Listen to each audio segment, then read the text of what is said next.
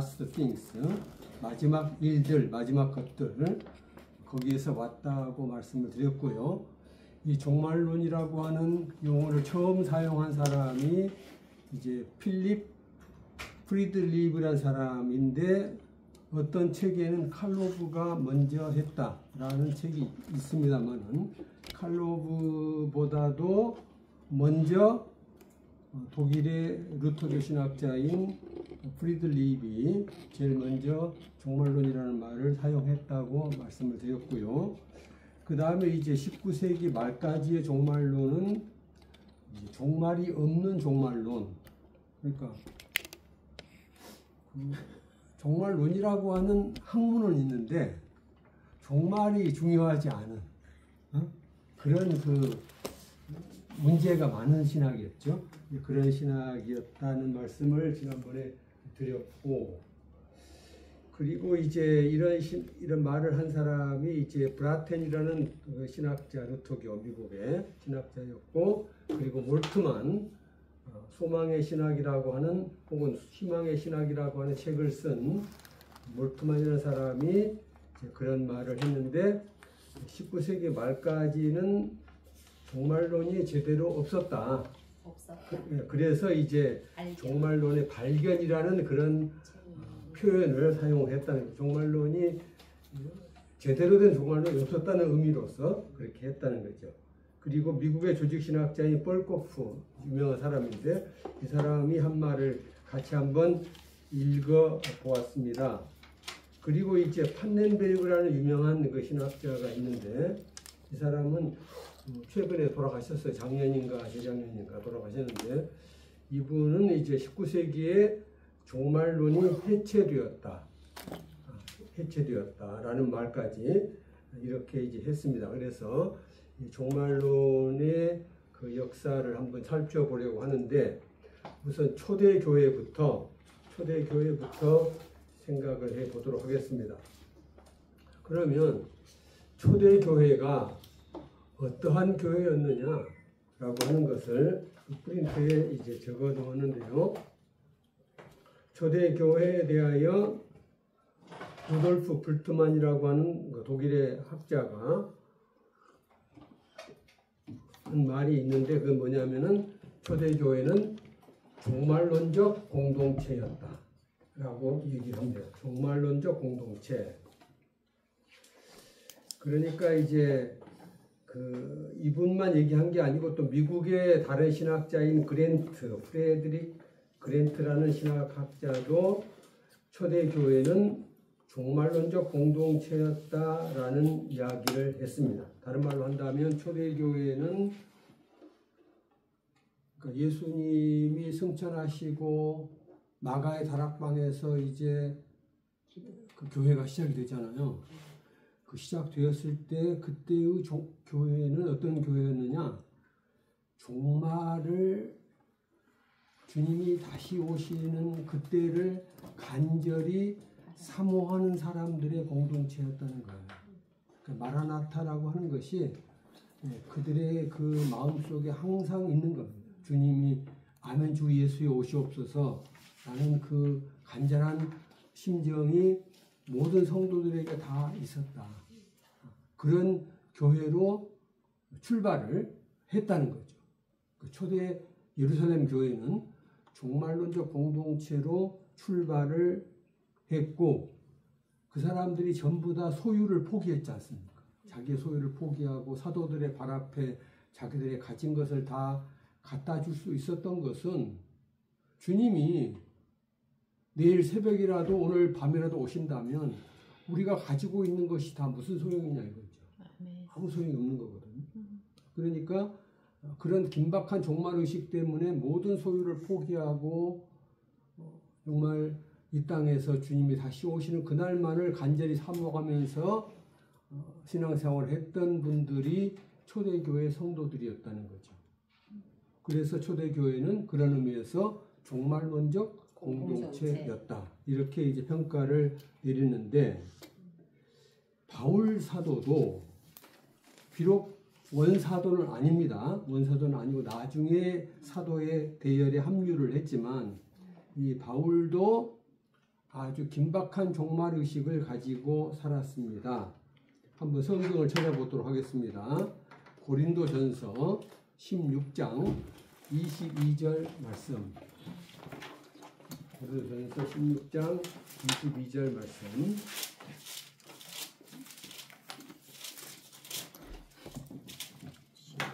22절. 네.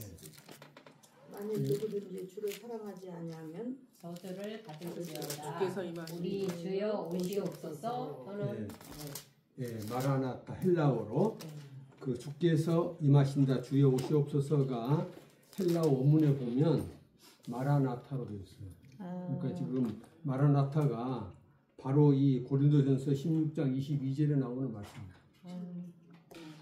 헬라어로 원문에 보시면 그렇게 되어 있어요. 마라나타. 주께서 오신다. 오시옵소서.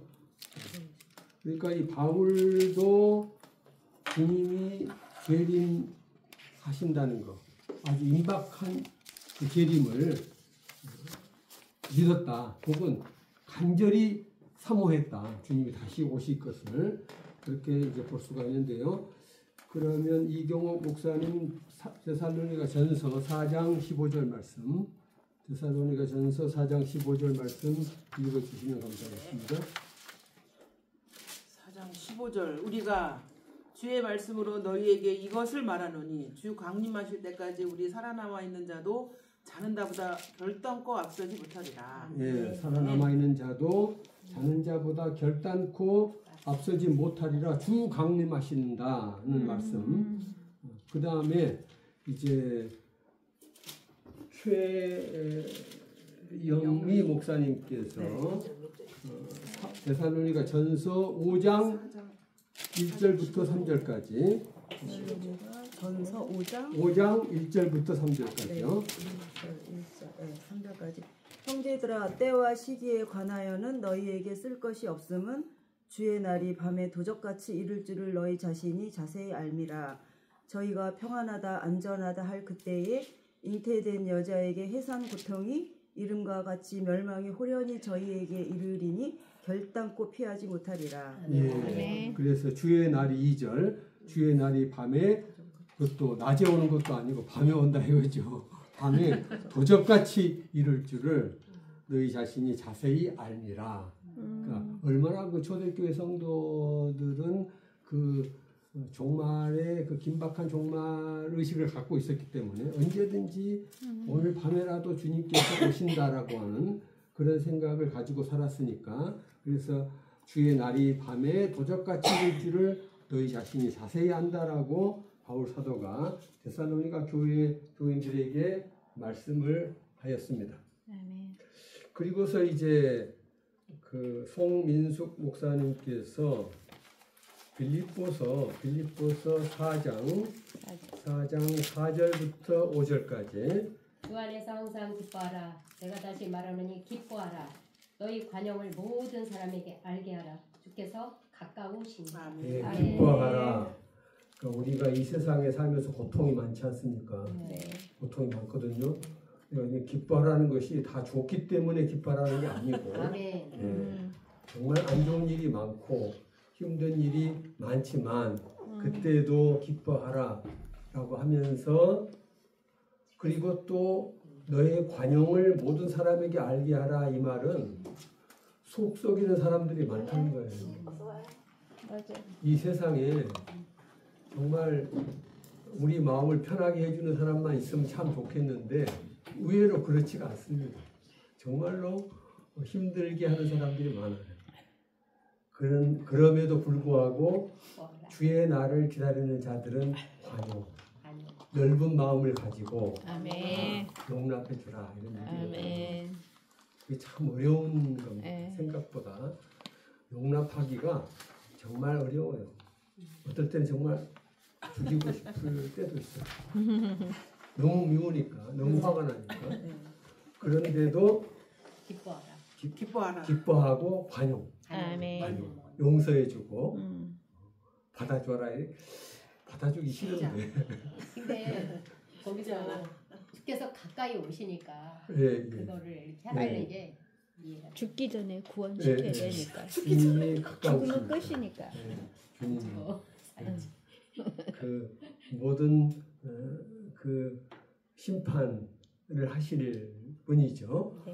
그분이 가까우시니까 주께서 우리의 모든 원통함을 다 풀어주실 때가 가까우니까 그러니까 다 받아주고 용납해주고 그리고 기뻐해라. 아멘. 어려운 십자가의 길입니다, 사실은. 맞아요. 그 다음에 또 이제 이수미 목사님 로마서 13장 11절부터 12절까지요. 13절. 또한 너희가 이 시기를 알거니와 자다가 깰 때가 벌써 되었으니 이는 이제 우리의 구원이 처음 믿을 때보다 가까웠음이라. 밤이 깊고 낮이 가까웠으니 그러므로 우리가 어둠의 일을 벗고 빛의 갑옷을 입자. 아멘. 교부 어거스틴이 이 말씀을 보고서 회개를 했지 않습니까? 회개를 했는데 우리의 구원이 처음 믿을 때보다 가까웠음이라. 밤이 기쁘고 낮이 가까웠으니 그러므로 우리가 어두움의 일을 벗고 빛의 갑옷을 입자.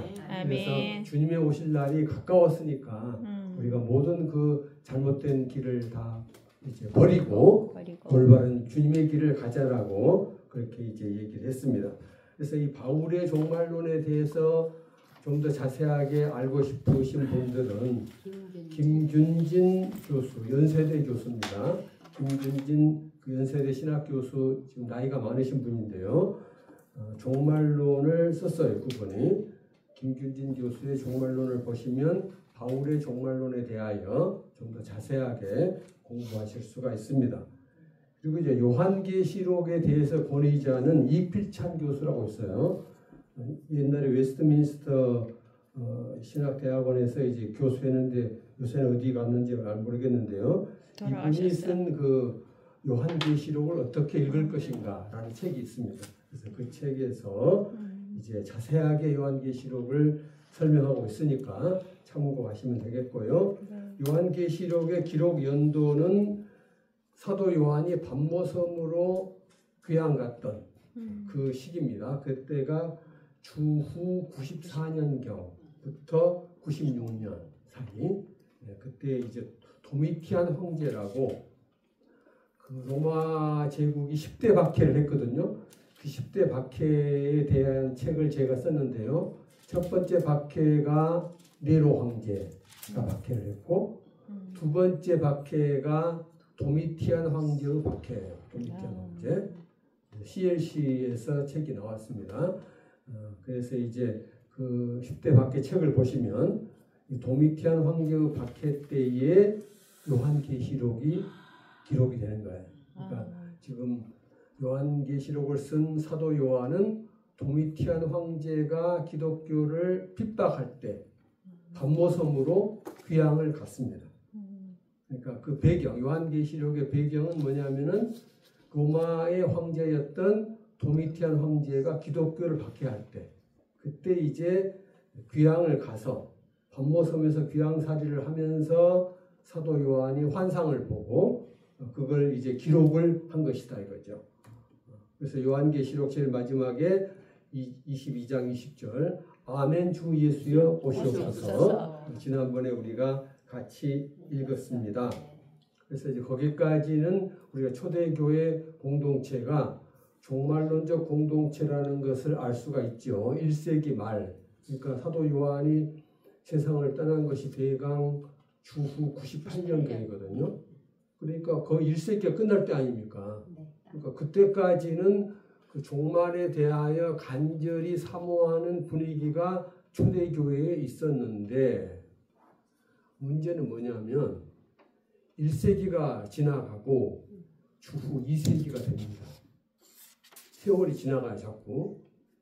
우리도 세상을 살아가면 왜 이렇게 세월이 빨리 가지? 뭐 이런 느낌이 있지 않습니까? 2024년도가 언제였는데 지금 2025년 봄이란 말이에요. 3월.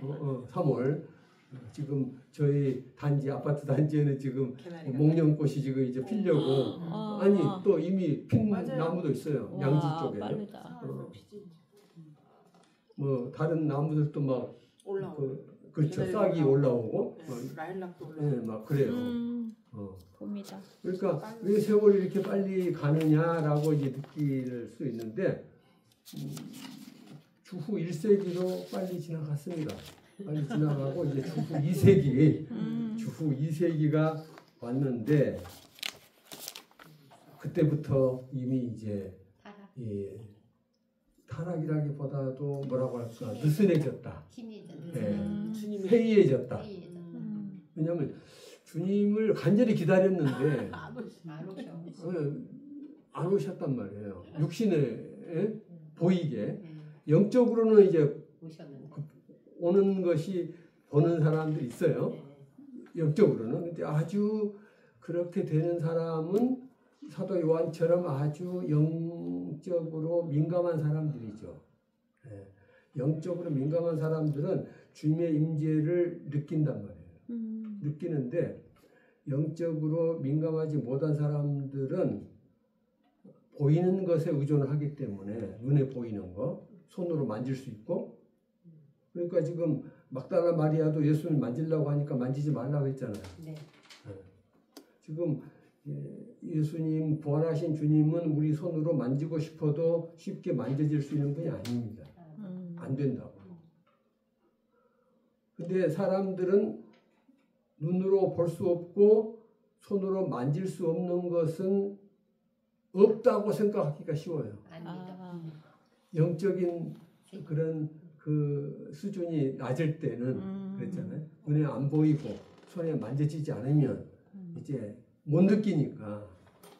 그러니까 자꾸 예수님이 눈에 보이게 오시면 좋겠는데 늦어지는 것 같단 말이에요. 그러니까 점차 2세기의 교회는 종말 의식이 후퇴하게 됩니다. 예수님이 늦게 오시는구나 라는 생각을 하게 돼요. 그래서 그렇게 주님의 재림이 늦게 되는데 성경을 한번 찾아보겠습니다. 자기들도 약간 실망을 한 거예요. 실망을. 이영애 전도사님, 목사님이십니까? 아니, 전도사님. 전도사님. 마태복음 한번 찾아볼 수 있겠어요? 마태복음 16장 28절. 네. 16장 28절 말씀을 읽어주시면 감사하겠습니다.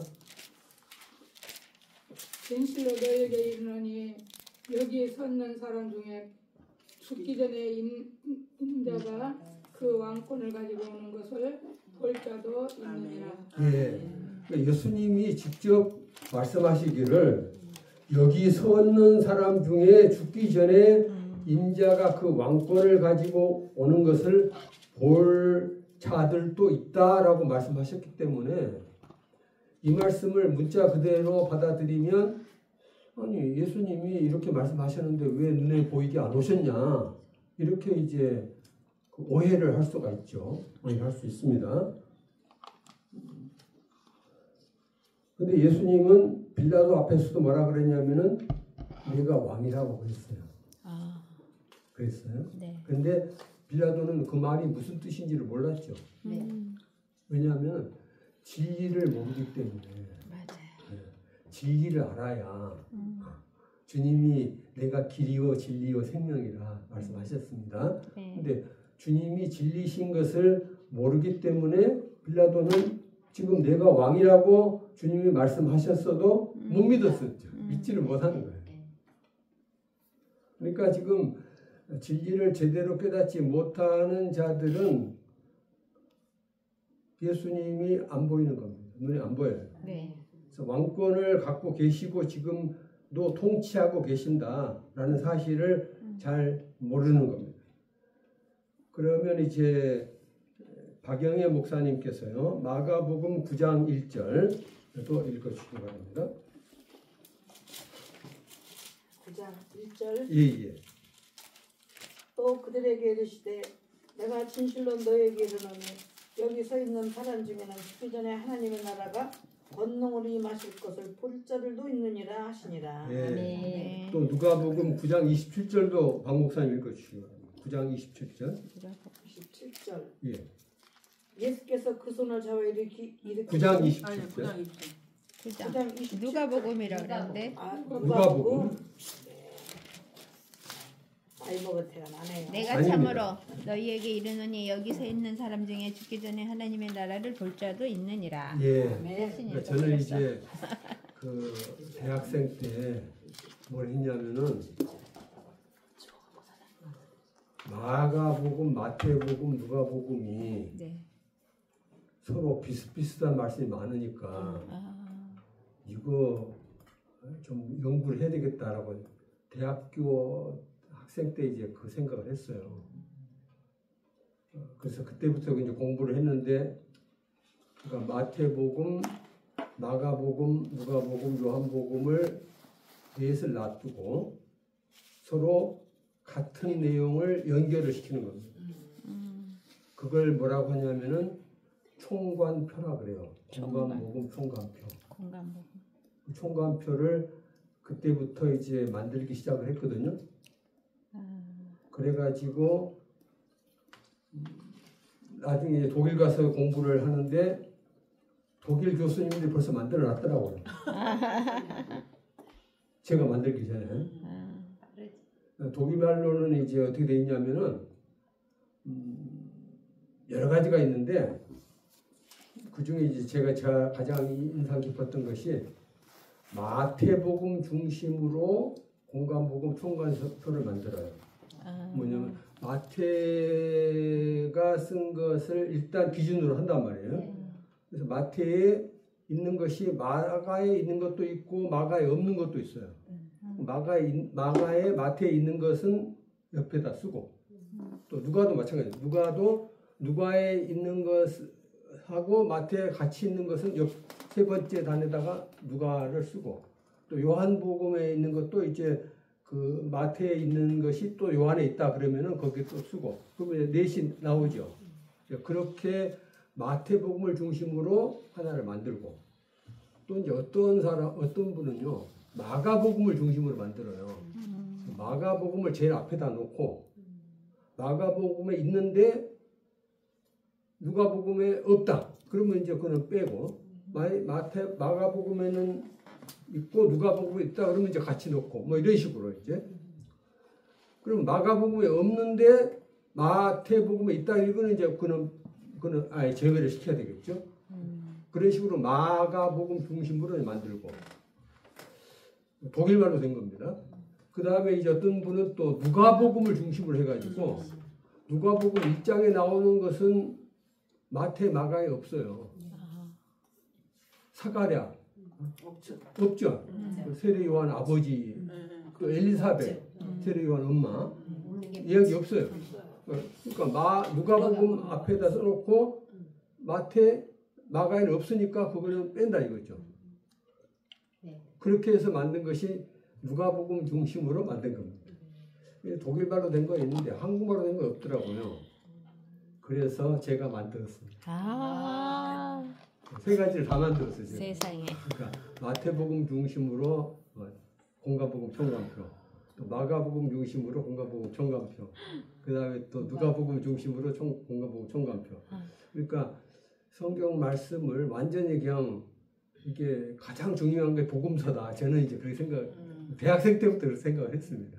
그래서 이제 해야 되는데 하면서 못하다가 이제 몇 년 전에, 그러니까 나이가 이제 많이 돼가지고 비로소 이제 완성을 했어요. 그래서 이제 자비출판 했습니다. CLC에 안 맡겨. 그럼 시중에 판매하고 있나요, 목사님? 예, 시중에 나오고. 그럼 제목이 뭐예요? 총괄 성경 총관. 마태복음 중심, 공관복음 총관표. 마태복음 중심? 마가복음 중심, 공관복음 총관표. 따로따로. 그다음 누가복음 중심, 공관복음 총관표. 세 권이 있다는 거죠? 세 권이 있죠. 세 권을 내가 만들었어요. 근데 이제 마태복음 거는 지금 이제 절판이 됐고요. 이제 또 만들어야 돼요. 지금 현재 이제 개정을 해야죠. 마가복음하고 누가복음은 이제 나와 있습니다. 그래서 마가복음 중심 공관복음 총관표, 누가복음 중심 공관복음 총관표. 그래서 그리고 이제 오른쪽에다가 요한복음을 제일 오른쪽에 같이 포함을 시켰어요. 왜냐하면 요한복음도 좀 참고를 할 필요가 있잖아요. 그렇죠. 그래서 요한복음도 같이 포함을 시켜가지고 사복음서를 대조할 수 있도록. 단지 이제 마가복음 중심은 제일 앞에 단에다가 마가복음을 넣는 거예요. 누가복음 중심은 제일 앞에다가 마태가 아니고 누가를 이제 제일 앞에다가 넣고. 기준점으로 해가지고. 예, 그렇죠. 그래서 이제 비교를 이제 하면은 금방 한눈에 띄게. 그렇지, 한눈에 딱 들은 거죠. 그렇게 이제 했습니다. 네, 여기 지금 보니까 북쿠크네, 북쿠크. 북크크. 네, 여기 나오네요. 예. 15,000원. 예. 교수님한테 사면은 좀 아니 제가 직접 판매권이 없어요. 하지는 못하고 아, 이제 왜냐면 필요하신 제가 또 분은 저한테 하려면 얘기하시면 제가 복잡하니까. 사드릴게요. 그러니까 하여튼 이제 그렇게 해서 성경을 이제 공부를 특별히 복음서는 중요하니까 맞아요. 다른 책보다도 가장 중요하잖아요. 성경 중에서도. 그래서 이제 그렇게 했는데 그러니까 그만큼 이제 이 지금 마태복음도 마가복음도 누가복음도 똑같이 예수님이 말씀하시기를 너희가 죽기 전에 내가 다시 왕권을 가지고 오는 것을 볼 자도 있다. 맞아요. 이 말씀을 지금 하셨단 말이에요. 맞아요. 하셨는데 사람들은 이제 그것을 눈에 보이는 걸로 생각을 했단 말이에요. 육신의 눈으로. 육신의 눈으로 보이는 걸 생각을 하니까 육신의 눈은 안 보이지 않았습니까? 네. 안 보이니까 그러니까 이제 사람들이 실망을 하고 자꾸 이제 종말이 늦어지는구나 라고 생각을 하면서 이제 해이해졌다라고 하는 겁니다. 그래서 이제 독일의 그 사회학자인 막스 베버라는 분이 있는데 프린트에 있을 겁니다. 막스 베버. 이분은 왜 훌륭하냐면은 사회학자인데 그렇게 신학과 성경에 대해서 관심이 많았어요. 여기 없는데요. 보통은 없어요? 이제 프린트 안 세 주셨어요? 번째까지 끝났어요. 세 번째까지 끝났어요? 네, 네 번째 그럼 네 번째 드릴게요. 네. 네 번째. 네 막스 번째를 대답을 드려야죠. 잘해야 돼. 그러니까 분명히 대답을 없어서. 잘해야 돼. 감사합니다. 네 번째. 네.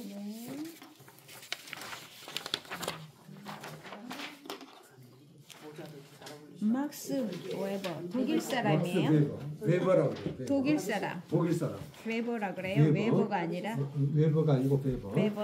왜? 웨버. V 발음을 아, 합니다. 웨버. 독일식. 막스. 독일식은 V 발음. 네. 이 사람이 이제 왜 중요하냐? 이분은 막스 웨버. 사회학자인데 보통 대학 교수들은 일반 대학 교수를 얘기합니다. 일반 대학교 교수님들은 기독교를 무시를 많이 해요. 아, 우리, 우리 한국 대학에 이제 철학. 보면은 기독교를 무시하는 교수들이 많습니다. 맞아. 응? 맞아요. 네. 모르니까. 고대도 그렇고 서울대도 그렇고 연대도 그렇고 한양대도 그렇고 자기들 예수 안 믿는 거는 좋은데 기독교를 무시하는 분들이 꽤 됩니다. 그게 현실인데 이 막스 베버는 정말 대단한 분이거든요. 이거는 뭐 이분에 대해서는 미국의 독일 사람이지만 미국의 그 학자들도 훌륭하다라고 다 평가를 해요. 왜 그러냐면 이분은 독일 사람이자 미국에 갔습니다. 19세기에 미국에 갔는데 미국에 가서 놀란 거예요. 뭘 놀랐느냐? 미국 사람들은 예수를 잘 믿더라. 그때 당시에. 지금은 모르겠는데 그때 당시에. 19세기 미국 사람들이 예수를 잘 믿는데 그 사람들이 다 잘 살더라 이거예요. 맞아. 왜 잘 사냐? 그걸 이제 사회학자니까 연구를 한 거예요. 왜 미국의 특별히 청교도, 지금 우리 박영호 교수님이 청교도에 지금 꽂히신 분인데 박영호 교수님. 미국의 청교도가 메이플라워 타고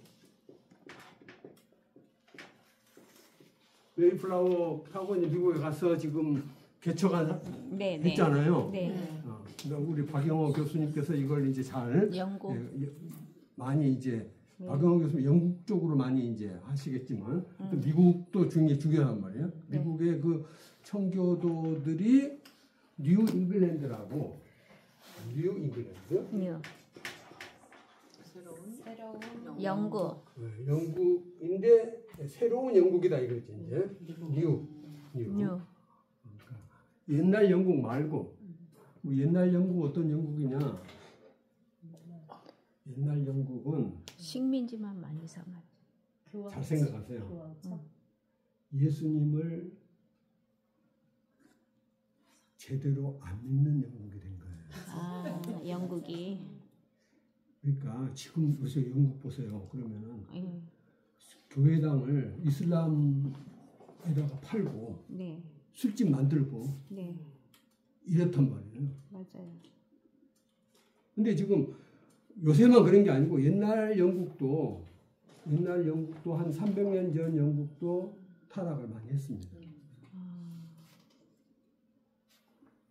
혹시 이제 들어보셨는지 모르겠는데 프리메이슨이라고 들어보셨어요? 들었어요. 프리메이슨. 네.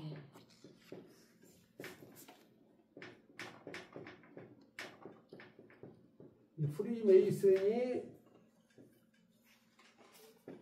그 눈동자. 그 메이슨을 이렇게 쓰거든요. 네. 불어로 이게 이 집이라는 뜻이 원래 이게 그 메이슨이란 말이 이게 그 거기 불어로 이제 메송 그러는데 거기 아이도 하나 들어간 거요? 아이가 들어갔습니다. 그쵸, 아이 빠졌죠. 아이가 들어가 네. 빠지면 안 됩니다. 네. 메송인데 이제 뭐냐면은 그 집이 좋은 집이에요. 아주 큰 집, 저택을 말하는데 이제 이 프리메이슨에 가입한 사람들은 다 잘 사. 잘 산다는 뜻도 되고 그 다음에 원래 그 집 만드는 사람들이었어요. 벽돌로. 네, 구약 시대. 벽돌로 집을 만드는 그런 사람들이 프리메이슨의 원래 그 창설할 때 네, 멤버들이 네, 이제 그랬어요. 네. 이 사람들 어떤 사람들 하나님은 믿는데 예수님은 안 믿는다 이거죠. 프리메이슨의 특징입니다. 네. 예수님 안 믿는다는 말은 예수님을 유대인하고 비슷한. 그러니까 예수님을 뭘로 보냐면은 그냥 인간으로 보는 거예요. 보통 인간. 성자로 봤나 봐. 네, 훌륭한 분인 맞다. 그러나 하나님의 아들은 아니다 이거죠. 프리메이슨. 네. 그러니까 삼일체를 안 믿는 거죠. 네. 아까 그 어떤 목사님 삼일체 말씀하셨잖아요. 네. 삼일체 인정 안 해요. 삼일체 인정할 수 없다. 그러니까 지금 이레네우스의 이 책이 굉장히 중요한 거예요. 네. 삼일체론이라고 하는 게 이단이냐 아니냐를 구별하는 아주 중요한 기준이거든요. 삼일체. 근데 지금 이 프리메이슨은 하나님은 믿는다 이거죠. 하나님은 믿지만은 예수님은 못 믿겠다. 그리고 하나님이 있긴 있지만은 역사에 간섭은 안 하신다. 아이고. 그래요? 그러니까 우리가 이 땅에서 어떻게 살든지 죽든지 말든지 그거는 우리들 일이지. 우리가 노력하면 되는 거야. 그러니까 우리가 못 사는 것은 뭐냐? 우리가 노력하지 않고 그래서 못 사는 거고 하나님의 간섭하고는 상관이 없다. 이런 얘기예요. 그러니까 벤자민 프랭클린은 바로 프리메이슨인데 벤자민 프랭클린 유명한 사람이잖아요. 네. 오늘의 할 일을 내일로 미루지 말라 하는 유명한 말을 한 사람. 제가 중학교 때 이제 벤자민 프랭클린 한 그 말을 외웠어요. 제가 이제 너무나 유명한 말이니까. 네. 근데 오늘의 할 일을 내일로 미루지 말라 얼마나 좋은 말입니까? 참 좋은 말인데 그 말은 다른 말로 하면 정말 열심히 노력하라는 뜻이지 않습니까? 그러니까 너희들이 못 사는 것은 노력하지 않고 자꾸 오늘 할 일을 내일로 미루고 게으름 피우기 때문에 못 산다. 이런 얘기거든요. 네. 노예의 사. 그러니까 다른 이제 그걸 좋은 말로는 오늘 할 일 내일로 미루지 말라 부지런하라 이런 뜻이지만 또 그걸 나쁘게 해석을 하면은 그런 뜻이에요. 너희들이 왜 못 사냐? 이거는 노력하지 않기 때문에 그런 거다. 뭐 이런 식으로 이제.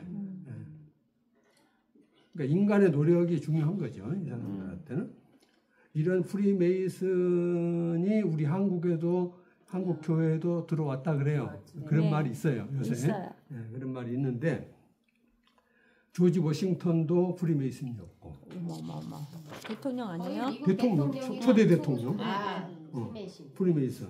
그다음에 영국의 수상 윈스턴 처칠도 프리메이슨. 윈스턴 처칠이요? 그렇죠. 많아요. 왜냐하면 그 사람들이 밀어줘야 대통령이 예. 된대요. 근데 언제부터 프리메이슨이 영국을 지배하느냐? 17세기 말부터입니다. 소위 명예혁명. 명예혁명이라고 1688년에 있었는데요. 네. 88년 명예혁명. 1688년. 명예혁명이 일어났는데 그 명예혁명 이후 영국의 왕들은 대부분 프리메이슨이 된 겁니다. 거의 다. 그러니까 영국은 벌써 17세기 말이잖아요. 1688년이니까 그때부터 타락한 거예요. 그러니까 지금 제가 뉴잉글랜드 설명하기 위해서 말하는 겁니다. 네네. 그래서 뉴잉글랜드는 그게 아니고 청교도 정신을 그대로 유지하자 이거예요. 프리메이슨 아니고. 그런 사람들이 이제 청교도 정신으로 대통령은 비록 대통령이나 높은 돈 많은 사람들은 프리메이슨을 먹었을지 몰라도 우리 청교도들은 계속해서 올바른 신앙을 지키자라고 하면서 미국이 유지가 되어 왔다 이거예요. 19세기, 20세기 초까지. 그러니까 미국이 발전했던 가장 큰 이유는 프리메이슨 때문이 아니고 사실은 이 청교도들이 지금 19세기까지 또 20세기 초까지 유지를 해왔기 때문에 미국이 발전한 겁니다. 그러니까 지금 트럼프도 이제 그 트럼프 딸이 굉장히 신앙이 좀 깊다 그래요. 그러니까 지금 그런 그 전통을 이어받으려고 노력하는 거죠. 그래서 그러니까 정치를 안 한대요. 이방카. 그러니까 그런 그 정신들이 지금 미국에 일부 남아 있단 말이에요. 청교도 정신이 남아 있는 건데 지금 19세기에는 지금보다 더 뜨거웠겠죠. 19세기에 지금 100년 전이니까 100년 전에 미국 청교도들은 지금보다 훨씬 더 열심히 신앙생활을 했단 말이에요. 그것을 막스 베버 얘기를 하려고 막스 베버 미국에 가서 본 거예요. 아, 미국 사람들이 왜 잘 사냐 라고 하는 걸 딱 보니까 아, 이 사람들은 청교도 정신이 있더라. 그게 이제 막스 베버가 쓴 그 프로테스탄트 윤리와 자본주의 정신 그 책에 나와 있는 거예요. 그러니까 제가 지어낸 얘기가 아니고요. 이 책에 정말 자세하게 그 나와 있어요. 프로테스탄트 윤리와 자본주의 정신. 그러니까 자본주의가 어떻게 발전하게 됐냐. 자본주의가 발전하게 된 이유는 청교도 정신 때문이었다라고 하는 겁니다. 여기서 지금 얘기하는 게 그러니까 막스 베버 대단히 중요한 사람이에요. 그러니까 이 사람은 그냥 일반 대학 교수이지만 사회학자이지만 기독교를 굉장히 중요하게 생각한 사람이에요. 특별히 기독교 중에서도 칼빈주의를 굉장히 중요하게 생각한 사람인데 이 칼빈주의자들은 그럼 어떻게 자본주의를 일으켰느냐? 어때요? 여러분이 잘 살려면 경제적으로 풍요로우려면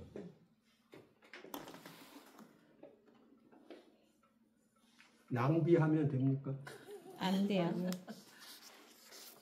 나는 수입이 100만 원밖에 안 되는데 1000만 원짜리 가방을 사고 예를 들면 못 사죠. 그러면 잘 살 수가 없잖아요. 그럼 자기가 수입이 100만 원이면 100만 원에 맞게 생활을 해야죠. 그렇죠? 수입도 안 되면서 그렇게 하면 안 된다. 그러니까 지금 가정 경제도 그렇고 나라의 경제도 마찬가지예요. 전략할 수 있어요. 이 전략이라고 하는 것이 절제하고 통하는 거거든요. 어때요? 성령의 9가지 열매 중에 마지막 절제가 나오지 않습니까? 네. 그렇죠. 절제가 나온단 말이에요. 그러니까 절제하는 사람은 경제 면에서도 전략이 됩니다. 절제하기 때문에. 네. 내가 수입이 이 정도 되니까 내 수입에 맞춰서 살려면 이 정도 생활을 해야 된다. 그렇죠? 딴 사람이 벤츠 산다고 나도 벤츠 사고 그런 거 아니에요. 주지도 않아요. 어. 신용이 안 되니까. 그러니까 내 형편이 내 수입이 안 되면 벤츠는 부럽긴 하죠. 부럽긴 해도 중고 있어요. 아무래도 이제 중고를 하든지 본인이 중고를 하든지 아니면 중고 아니라도 새 거 살려면 뭐 좀 다른 거 얼마 있잖아요. 네. 티코. 티코도 있고 뭐 하여튼 많아요. 작은 차들. 경차가 더 비싸요. 배기량 작은 거. 경차가 더 얼마든지 비싸. 할 수 있다. 절제라고 하는 거. 이 절제. 중요하죠. 중요하단 말이에요. 네. 자기 분수에 맞게. 맞습니다. 근데 절제가 저는 만족감이라도 좀 연결이 되는 것 같아요. 그러니까 그렇게 할 수 있는 게 지금 성령의 성령의 은사를 받은 그렇죠. 사람들은 은사죠. 작은 것에도 만족할 감사. 수가 있단 네. 말이에요. 아멘. 그러니까 범사에 감사하라. 이것은 아멘. 주님이 물질을 많이 주시면 감사하고 적게 주면 안 감사. 적게 주면 안 감사하면 그거는 아니고. 아니거든요. 맞아. 적게 주셔도 감사. 많이 주셔도 주시면 더 감사. 예, 그렇죠. 네. 그래야 이제 진정한 감사. 감사. 주시면 감사. 예, 예. 그러니까, 주시면 더 감사하지만 예. 장미끝도 그러니까 전략하고 절제할 수가 있는데 네. 그 다음에 검소합니다. 검소. 칼비주의자들은 그랬다는 거예요. 얘가 돈이 많다고 뿡뿡 쓰지 않아요. 검소. 그러니까 내가 지금 돈을 연봉이 1억이다 이거예요. 연봉이 1억이니까 나는 벤츠를 사도 된다라고 하질 않고 벤츠 살 수 있어요. 여유가 있어서 살 수 있지만 좀 낮은 거 사고 남은 검소하게. 돈으로 뭘 하느냐 하나님께서 기뻐하시는 일을 한다. 아, 아멘. 청교도 정신이 그거단 네, 말이에요. 청교도라니까 그게. 네. 청교도들은 내가 절제하고 전략하고 검소한 것으로 남은 하나님의 것을 남은 거. 하나님께서 기뻐하시는 게 뭐냐를 생각하는 거예요. 아멘. 아멘. 근데 이제 구제사. 항상 구제를 하는데 지속 가능해야 되거든요. 구제 맞아요. 그러니까 구제를 하는데 그 구제가 지속 가능해야 한단 말이에요. 오늘 돈 있을 때는 1,000만 원 그냥 했는데 근데 돈이 떨어졌다 해요. 그러면 못 하잖아요. 네. 다 해버리면. 그러니까 지속 가능하다는 말은 무슨 말이냐면은 내가 전략하고 검소해서 모인 것을 가지고 투자를 해서 그걸로 사업을 하면 계속해서 할수 있는. 더 이제 이윤을 남기고 그것으로 나도 살면서 다른 사람도 도와줄 수 있는 것이 지속 가능하단 말이에요. 계속 할 수 있다. 자본주의. 한 번 일회성으로 끝나지 않고 계속. 한 번 도와줄 수 있는 거 가지고는 만족 못 한다 이거예요. 정말로 소명을 가진 사람은 여기서 이제 소명이 나옵니다. 소명. 소명. 그러니까 하나님으로부터 부르심을 받은 사람. 이 부르심을 다른 말로 해서 소명이라고 하거든요. 이 부르심을 받은 사람들은 하나님께서 기뻐하시는 일을 한다는 거죠. 네. 기뻐하시는 일을 한 번으로 끝나는 게 아니고 계속해서 죽을 때까지 세상 떠날 때까지 기뻐하시는 일을 하려면 기반이 있어야 되겠죠. 기반. 네. 그게 투자입니다. 투자. 지속 가능하려면 투자를 하셔야 돼요. 투자를 안 하고 계속 써버리기만 하면 안 된다. 고갈되니까. 그러니까 나도 가난해지고 남도 도와줄 수 없고. 그렇죠. 그렇잖아요. 그러니까 지금 이 청교도들은 뭐냐면 열심히 일해서 그러니까 노력을 한단 말이에요. 노력하지 않는 자들은 청교도가 아니에요. 왜냐하면은 일도 안 하고 남의 밥만 축내는 사람들 그러면 그것은 남한테 부담만 주는 사람이니까 내가 몸이 약해서 뭐 도저히 안 돼서 그러면 그건 어쩔 수 없는 거예요. 근데 건강한데 신체 멀쩡하고 정신도 건강한데 근데 놀고 먹는다. 그러면 이거는 청교도 정신이 아니에요. 청교도들은 뭐냐면은 자기가 건강하고 자기가 여유가 있을 때는 시간 여유가 있으면 열심히 일을 한다. 노력하는 거예요. 노력해서 돈을 벌고 번 것을 안 쓰고 전략하고 저축하게 되면은 그걸 가지고 그냥 하는 게 투자를 또 한단 말이에요.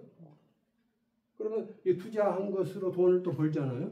그러면 자기만 잘 먹고 사는 게 아니고, 왜냐하면 그 하나님이 준 것은, 나에게 돈을 주신 것은, 나에게 이 직책을 주신 것은, 어떤 사람은 좋은 직장을 주시지 않습니까? 네. 좋은 자리를 주시거든 하나님이. 그러면 그것을 내가 잘나서 그랬다는 게 아니고 하나님이 나에게 소명을 주셨구나 라고 생각하는 자들이 칼빈주의자들이라는 거예요. 칼빈주의자들은 자기가 부르심을 받았다고 생각한다는 거예요. 그걸 무슨 소명이라고 하냐면 직업 소명이라고 합니다. 직업 소명. 직업. 이걸 다 지금 제가 말하는 게 아니고 막스 베버가 말한 거예요. 막스 베버가 미국 가가지고 연구를 한 거예요. 칼빈주의자들은 직업 소명을 가지고 있구나. 그러니까 직업이 돈 벌기 위해서 하는 게 아니라 하는 게 아니고, 물론 돈도 벌죠. 맞아요. 그러나 돈이 일차적인 목적이 아니고 하나님을 섬기기 위하여. 그게 직업이에요. 그러니까 내가 의사가 되든지 교수가 되든지 내가 간호사가 되든지 내가 가게를 열든지 내가 무슨 기술자가 되든지 의사. 예, 뭘 하든지 간에 어떤 직장이 좋다 이거예요. 근데 어떤 직장이든지 간에 내가 그러니까 심지어 이런 얘기를 하면 시계를 만드는 시계 공의를 할지라도 시계 왜 스위스 롤렉스 시계가 잘 됐냐? 유명해. 예, 왜 유명하게 되냐? 이 시계를 만든 사람들이 직업 소명을 가지고 만들었다는 겁니다. 그냥 만든 게 아니고 소위 장인 정신이라고 그러잖아요. 장인 정신. 그 장인 정신, 하나님께서 나에게 이 일을 맡기셨다라고 생각하는 거죠. 나한테는 지금 이 시계를 만드는 것이 나의 소명이다라고 생각하는 거예요. 그러니까 만들 때 정성을 다해 만든다는 거예요. 네. 정성이 들어가서 만들면 고급 시계가 나온다는 거예요. 그냥 대강 만들면 고급 시계가 안 나온다 이거예요. 대강 만들지 않고 정성을 들이니까 뭐 정성이 든다 말은 혼이 들어가는 거거든요. 혼이 들어간단 말이에요. 혼이 들어가는 그런 작품을 만드는 거니까. 작품을 만드는 거니까 소명의식이 없는 사람은 안 되는 거예요. 소명의식을 근데 누가 가지느냐를 연구를 해봤더니 칼빈주의자들이 그렇다는 거예요. 칼빈주의자들은 자기들이 그냥 이 세상에 사는 게 내가 살고 싶어서 사는 게 아니고 하나님이 보내주셨다. 우리를 그냥 우리가 이 땅에 떨어진 게 아니고 하나님이 우리를 뜻이 계셔서 만세전부터 선택하셔서 택하셨다. 선택.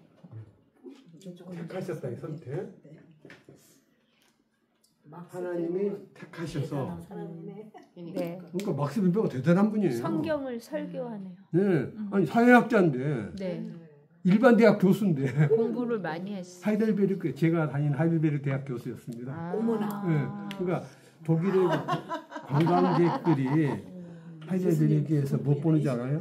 하이델베르크에 무지무지 큰 술통이 우리 있어요. 교수님 보통 분이 아니시네요. 아니 뭐 제가 그건 아니고 제가 이제 놀란 게 뭐냐면은 하이델베르크가 세계적인 관광지입니다.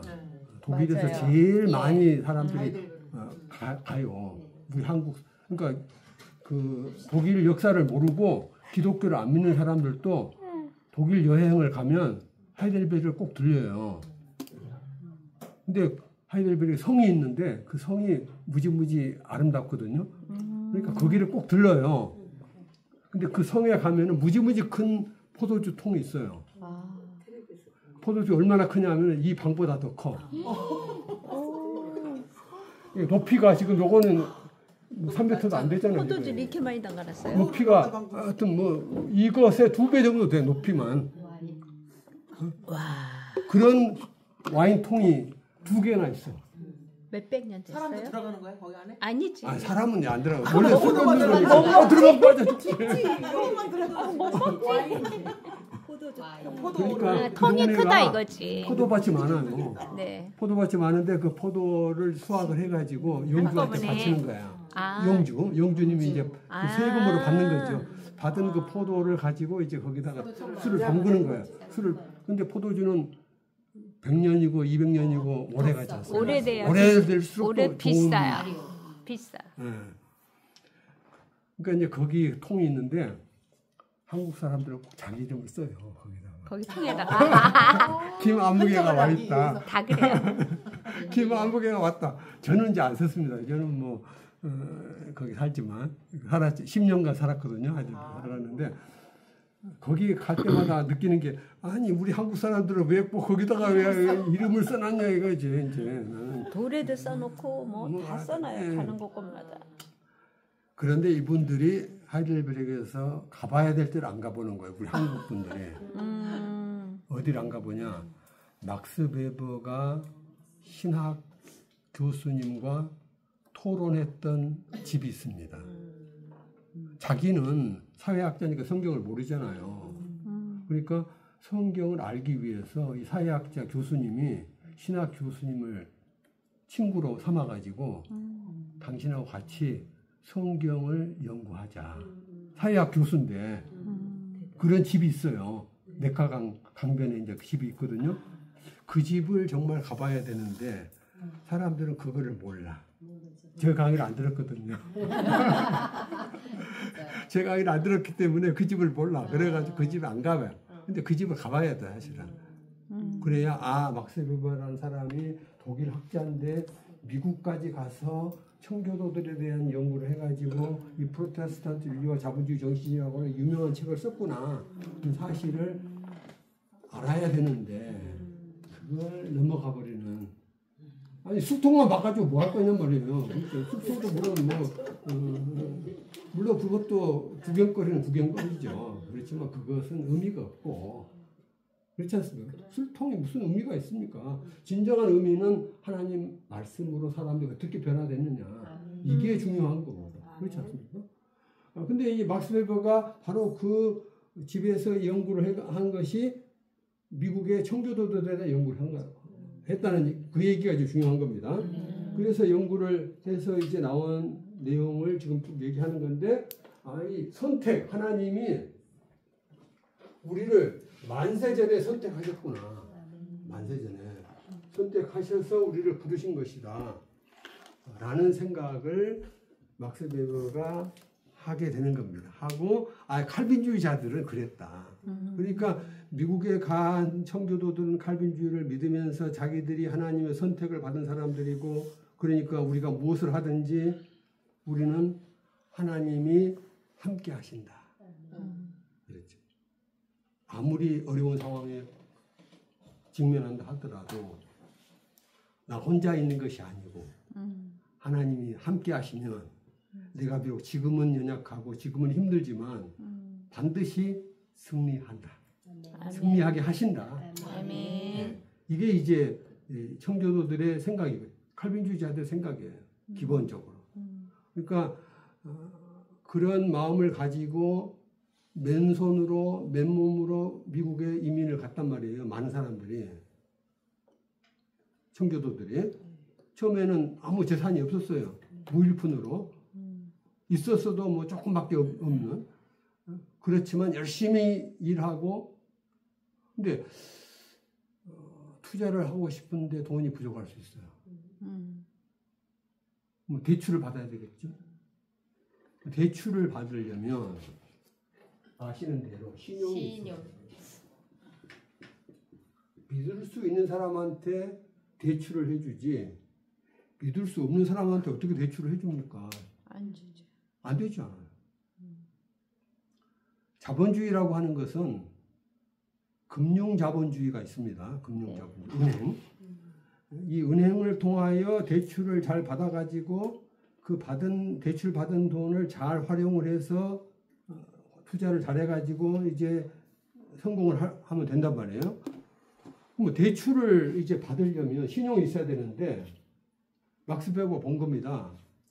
칼빈주의자들은 가난한 사람이고 배경이 보잘것없는 사람인데 이 도시에서 딴 도시로 갔다 이거예요. 딴 도시로 가면서 뭘 가지고 가느냐? 목사님 추천서를 가지고 와요.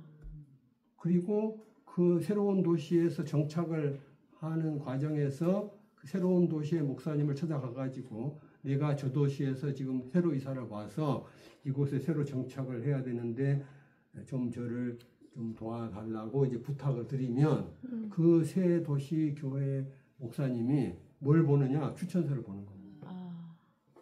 이분의 추천서를. 그러면 저쪽 교회 목사님의 추천서를 그냥 믿는 거예요. 믿는다는 말은 신용한다는 뜻이죠. 인정한다는 뜻이죠. 믿는다는 말, 믿음. 여러분이 이 믿음이라고 하는 것이 뭐냐? 하나님을 믿는 사람은 사람한테도 믿음을 준다는 것. 아주 중요합니다. 내가 하나님을 믿는데 사람을 속인다. 그러면 진정한 신자가 아닙니다. 네, 칼빈주의자들은 내가 하나님을 믿으면 이게 중요한 얘기입니다. 지금 막스 베버가 지적하는 거예요. 내가 하나님을 믿으면 하나님을 믿는 자로서 다른 사람들에게 믿음을 주는 사람이 된다는 거예요. 절대로 거짓말하지 않는다는 거예요. 정직하다. 왜? 하나님 앞에서 호람되오니까, 하나님 앞에 선자니까 내가 사람 앞에서 거짓말하지 않는 거예요. 내가 돈을 빌릴 때 반드시 갚겠습니다. 거짓말하는 사람은 하나님을 제대로 믿는 사람이 아니에요. 그러니까 지금 막스 베버가 말하는 칼빈주의자는 이런 겁니다. 하나님을 믿는 사람은 사람 앞에서도 정직하다는 겁니다. 돈을 빌릴 때도 내가 이 돈을 갚지 않겠다는 악한 마음을 가지고 빌리는 게 아니에요. 돈을 빌리지만 반드시 내가 이것을 갚고 그냥 원금만 주는 게 아니라 감사하기 때문에 이자도 주는 겁니다.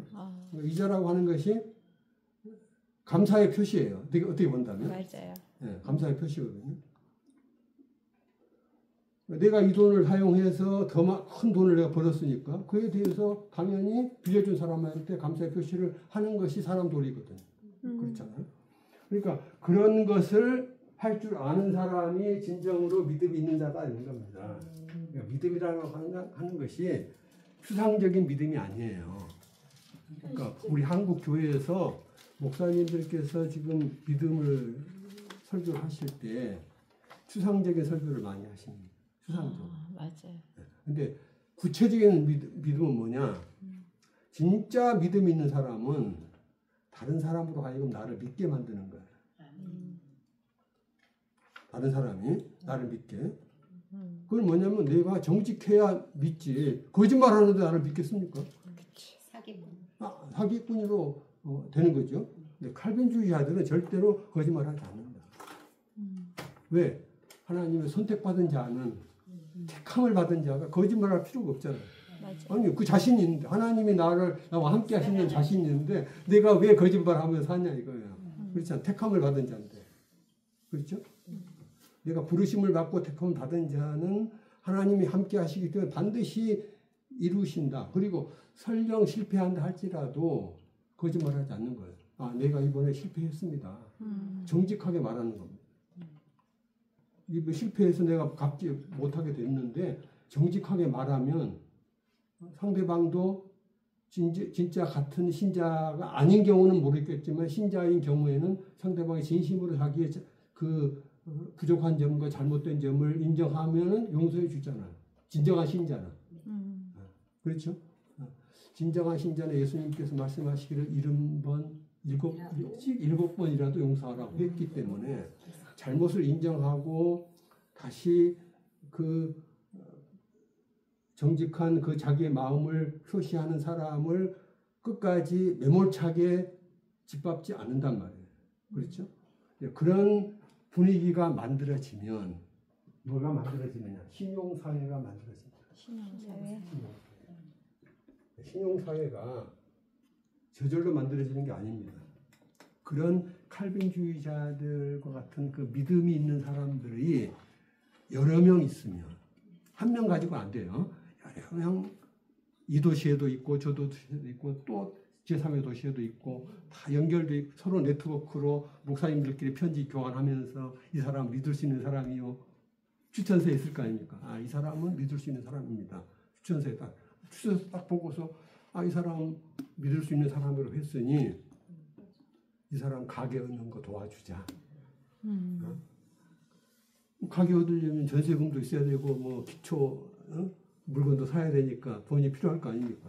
그런 것을 이제 빌려줄 수 융통 받을 수 있도록 목사님이 그 성도를 도와준다 이거. 잘 모르는 사람이지만 그 추천서에 의존해서. 그게 왜 가능하냐? 이 칼빈주의 있기 때문에 가능하다는 겁니다. 그래서 미국이 발전했다. 자본주의가 그래서 발전한 것이다 이거죠.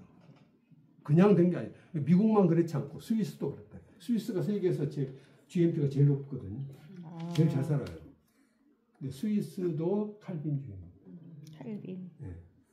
칼빈이 스위스 사람. 스위스에서 목회했잖아요. 제네바. 그러니까 스위스가 왜 잘 사냐? 이 칼빈주의로 지금 그 나라의 정신의 기반이 돼 있고 그 정신의 기반 위에서 경제가 그러니까 경제라고 하는 게 돈만 가지고 경제가 되는 게 아니고 맞아요. 믿음이 바탕이 된다는 거예요. 정신적인 것이. 그러니까 정신적인 것이 썩었는데 경제가 잘 된다. 안 된다. 안 되죠. 물가 되게 네. 비싸대요. 스위스. 왜 지금은 이제 그랬죠. 비싸대요. 잘 되는데 그러니까 지금 막스버 시대는 지금 19세기 시대니까요. 그 시대까지 하더라도 정말 훌륭한 나라였거든요. 네덜란드 마찬가지고. 지금은 이제 많이 타락을 했습니다. 스위스도 그렇고 네덜란드도 그렇고 독일도 그렇고 타락을 많이 했는데 그때는 좀 달라요. 왜냐하면 그때 당시는 이제 신자들이 많았고 칼빈주의자들이 많았거든요. 지금은 스위스도 네덜란드도 칼빈주의자들이 카톨릭보다 더 적습니다.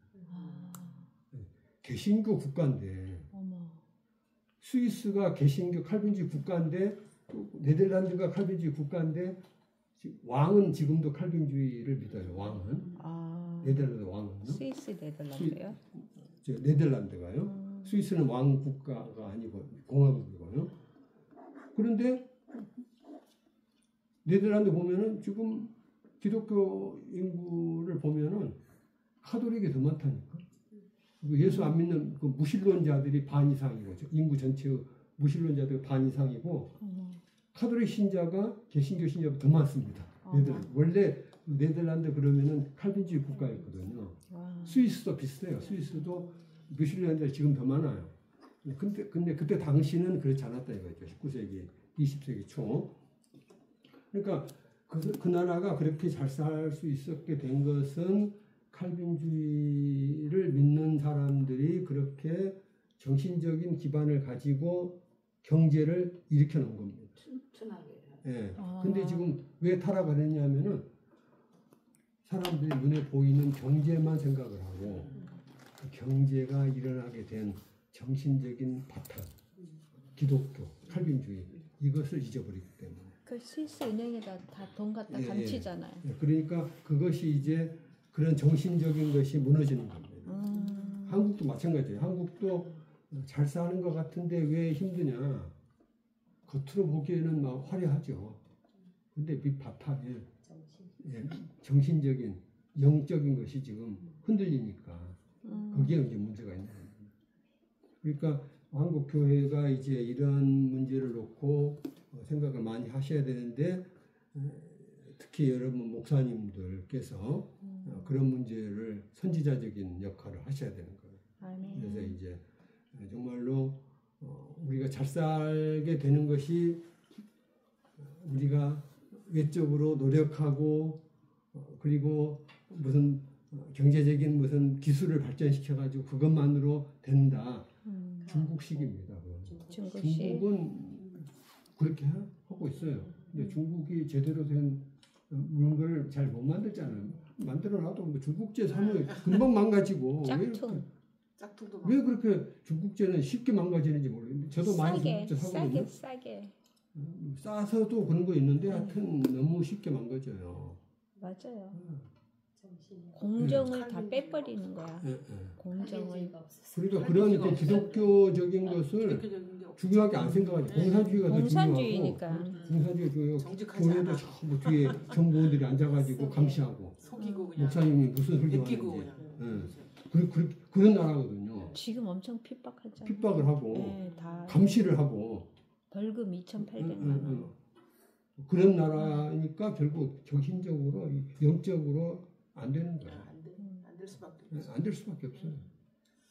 그래도 한국은 그렇게 교회를 핍박하지는 않잖아요. 예. 교회가 자체적으로 좀 문제가 있는 자체적으로 문제가 있는 게 나라에서 무슨 너무 핍박을 감사해. 해가지고 뭐 그건 아니거든요. 너무 감사한 거야. 네, 우린 너무 감사한 아니 거야. 한국은 아무튼 그 종교의 자유가 좋아요. 기독교, 불교, 천주교 뭐 엄청 많이. 우리 자신이 문제지 나라에서 뭐 핍박을 뭐 하는 건 해가지고 없으니까. 핍박해가지고 그쵸. 교회가 문제가 있다 그건 아니거든요. 맞아요. 핍박을 해야 더 통이 되는데 기독교. 그러니까 이제 꼭 뭐 그건 아닌데 이제 핍박을 안 하더라도 꼭 일부러 뭐 핍박해 달라 이렇게 하면 안 되고 큰일 나지. 아니 그건 아니고 이제 핍박 안 하는 그런 너무 감사한 거죠. 그걸 하나님의 은혜죠. 감사하면서 이게. 순수하게 하나님께 성실하게 살아야 된단 말이에요. 아멘. 하여튼 이제 이 막스 베버라는 사람이 그런 얘기를 한 책이 프로테스탄트주의와 자본주의 정신이고 그 다음에 이제 경제와 사회라는 유명한 또 책을 썼는데 그건 이 경제와 사회에서 무슨 얘기를 하느냐 이제 1번 말고 2번 이 두 번째 책이 중요해요. 이 두 번째 책에서 무슨 얘기하냐면은 초대교회에 대한 얘기를 합니다. 초대교회는 종말론적 공동체였다. 막스 베버가 아니 신학자가 아닌데 아까 그러게요. 신학자가 공부했다 그랬잖아요. 네. 신학자가 공부하면서 자기가 배운 거예요. 근데 기독교인은 기독교인이었을 거 아니에요. 그죠? 기독교. 기독교인은 맞네요. 신학자는 아니지만 자기는 크리스찬으로서 크리스찬. 이제 크리스찬으로서 신학자하고 대화를 하는 겁니다. 신학 교수. 경지에 이르렀네요. 굉장히 대단한 사람이네. 대단하죠. 평신도 돼. 장로님이나 된 예, 예. 장로님이나 집사. 예, 그런 분이 지금 초대교회를 연구를 하는데 초대교회가 어떤 교회냐? 종말론적 공동체였다. 이 얘기를 이제 하는데 그 공동체가 어떤 특징이었는가 하는 것은 이번 시간에 이제 많이 갔으므로 다음 주에 얘기를 할게요. 네. 시간이 잘 갔죠? 재밌어요. 너무 감사하고요. 저는 칼빈주의를 말만 들었지 사실은 이렇게 예. 일목련의 제대로를 저는 목사님은 순복음 쪽이라. 아 그러셨구나. 네, 우리는 아주 칼빈주의 많이 들었지. 너무 좋네요. 예예예. 스위스. 경제 사회. 이름이 칼이 들어가가지고 이름이 칼빈이라 좀 느낌이 날카로운 느낌인데 근데 이 칼빈주의가 자본주의랑 연결해서 연결된 말씀해 거야. 주시니까 너무 아주 근거에서 너무 감사해요. 신학을 공부한 거잖아요. 그렇죠. 기도하고 마칠게요. 네. 감사하신 아버지 하나님, 당신의 귀한 종들 주께서 참으로 붙들어 주옵시고 말씀으로 은혜를 받고 많은 사람들에게 당신의 귀한 진리의 말씀을 힘있게 증거할 수 있도록 인도하여 주옵소서. 아멘. 예수님 이름으로 기도합니다. 아멘.